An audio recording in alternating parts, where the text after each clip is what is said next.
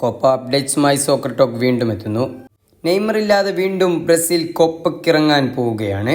നാളെ രാവിലെ 6:30 മത്സരം. കോസ്റ്റോറിക്കയാണ് എതിരാളി.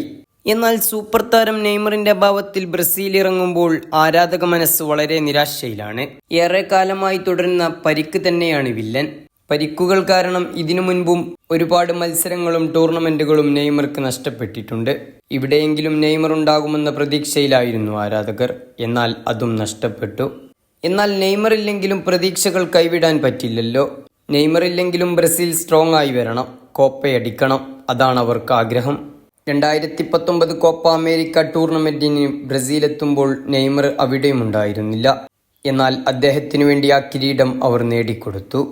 2021 നെയ്മറുള്ള ബ്രസീലിന് ഫൈനലിനപ്പുറം കടക്കാൻ കഴിഞ്ഞില്ല. ഫൈനലിൽ അർജന്റീനയോട് 1-0 തോൽവി വഴങ്ങേണ്ടി വന്നു. ഇപ്പോൾ ഇതാ വീണ്ടും ഒരു കോപ്പ. പ്രതീക്ഷകൾ കൈവിടാതെ ബ്രസീൽ വീണ്ടും ഒരുങ്ങിക്കഴിഞ്ഞു. വലകാക്കാൻ അലീസറും മുന്നിൽ നിന്ന് നയിക്കാൻ വിനീഷ്യസും റോഡ്രിഗോയും പിന്നെ റാഫിഞ്ഞയും ഒക്കെയുള്ളപ്പോൾ പിന്നെ ആരെ ഭയക്കണം? പുതിയൊരു കോപ്പയ്ക്ക് പുതിയൊരു ടീമായി ബ്രസീൽ വരുന്നു. മുന്നിൽ വന്ന ഇംഗ്ലണ്ടിനെ തോൽപ്പിച്ചും സ്പെയിനിനെ സമനിലയിൽ കുരുക്കിയും മെക്സിക്കോയ്ക്കെതിരെ വിജയിച്ചും USA-യും സമനില പിടിച്ച് ബ്രസീൽ ഒരുങ്ങിക്കഴിഞ്ഞു.